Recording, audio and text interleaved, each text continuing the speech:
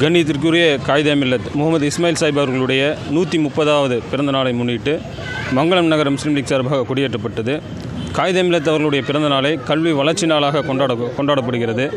அதன் ஒரு பகுதியாக மங்களம் தொடக்கப்பள்ளி மற்றும் மங்களம் அரசு உயர்நிலைப்பள்ளி ஆகிய பள்ளிகளில் மாணவர்களுக்கு இனிப்பு வழங்கப்பட்டிருக்கிறது. அதைத் தொடர்ந்து மதியம் சர்க்கரை பொங்கல் வழங்கவும் ஏற்பாடு செய்யப்பட்டிருக்கிறது.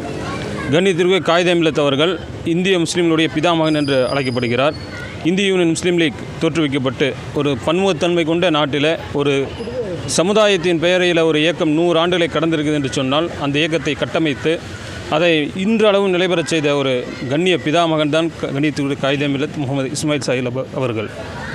காயிதே மில்லத் அவர்களுடைய செல்வாக்கை பற்றி சொல்ல வேண்டும் என்று சொன்னால், குலக்கல்வி திட்டம் அமலுக்கு வருகின்ற நேரத்தில் ராஜாஜி அவர்கள் பதவி விலகிறார். அப்பொழுது காங்கிரஸினுடைய ஆட்சியில் ராஜாஜி முதலமைச்சராக இருக்கக்கூடிய நேரம் குலக்கல்வி திட்டம் மிகப்பெரிய சர்ச்சையை ஏற்படுத்தி எதிர்ப்பை கிளப்பியதற்கு பிறகு ராஜாஜி அவர்களுடைய பதவி விலகுதலுக்கு பிறகு காமராஜர் அவர்கள் அந்த முதலமைச்சர் பதவியை ஏற்கிறார். ஆனால் அவர்களுக்கு ஒரு நிபந்தனை, வரக்கூடிய இடைத்தேர்தலில் அவர் நின்று வெற்றி பெற்றாக வேண்டும் என்ற கட்டாயத்திற்கு காமராஜர் அவர்கள் தள்ளப்படுகிறார்.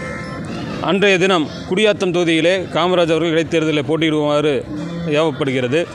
குடியாத்தம் தொகுதி, வாணியம்பாடி உள்ளிட்ட அதிகப்படியான முஸ்லீம்கள் வாழக்கூடிய பகுதியாக இருந்த காரணத்தினால கண்ணியத்திற்குரிய காயிதே மில்லத் அவர்களுடைய ஒத்துழைப்பு இல்லாமல் காமராஜர் அவர்கள் வெல்ல முடியாதுங்கிற சூழல் ஏற்படுகிறது.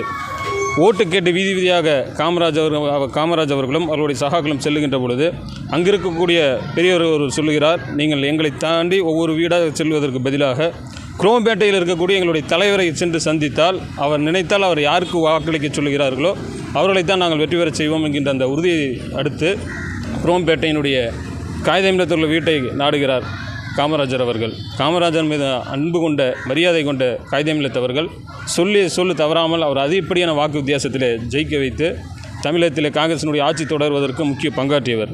அது மட்டும் இல்லாமல் தமிழ் மீது கொண்ட அக்கறையின் காரணமாக ஒரு கண்ணிய தமிழனாக, பச்சை தமிழனாக காயிதே மில்லத் அவர்கள் எப்படி உருவாகியிருந்தார் என்று சொல்ல வேண்டும் என்று சொன்னால், 1949 செப்டம்பர் 14 இந்திய அரசியல் சபையில் எந்த மொழி ஆட்சி மொழியாக வேண்டும் என்ற விவாதம் வரும் பொழுது ஒரு தேசத்தில் ஒரு நாட்டினுடைய அதிகப்படியான மக்கள் பேசக்கூடிய மொழி மட்டும் ஆட்சி மொழியாக இருக்கக்கூடாது. அந்த தேசத்தில் அந்த மக்கள் அதிகப்படியாக பயன்படுத்தக்கூடிய மொழியை தாண்டி அது பல்வேறு ஆண்டுகளாக தொன்மை வாய்ந்த மொழியாக இருக்க வேண்டும் என்று சொன்னால் அதுக்கு தகுதி வாய்ந்த மொழி என்னுடைய தாய்மொழி தான். தாய்மொழி நான் பேசுகின்ற மொழி, அதில் நான் பெருமை அடைகின்றேன்.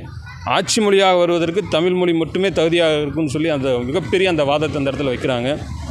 திகாவினுடைய தலைவர்கள் எல்லாம் அந்த அரசியல் நினைவு சபையில் பங்கெடுக்க முடியாத சூழலில் கண்ணிய தமிழனாக, பச்சை தமிழனாக காயிதே மில்லத் அவர்களுடைய அந்த வாக்கு ஒட்டுமொத்த திக தலைவர்களும் பாராட்டும் குறிப்பாக பெரியார் அவர்கள் நான் இல்லை என்று சொன்னாலும் கூட காயிதே மில்லத் அவர்கள் தமிழ் மொழிக்கு ஆற்றிய அந்த பங்கு மிகப்பெரியது என்று காயிதே மில்லத் அவர்களை பாராட்டுகிறார் என்று சொன்னால், ஒரு இஸ்லாமிய தலைவராக மட்டுமல்லாமல் பன்முகத்தன்மை கொண்ட இந்த நாட்டில் பல்வேறு சமூகத்தினுடைய மக்களாலும் பல்வேறு அரசியல் தலைவர்களாலும் போற்றப்பட்ட ஒரு தலைவராக காயிதே மில்லத் அவர்கள் திகழ்ந்திருக்கிறார்.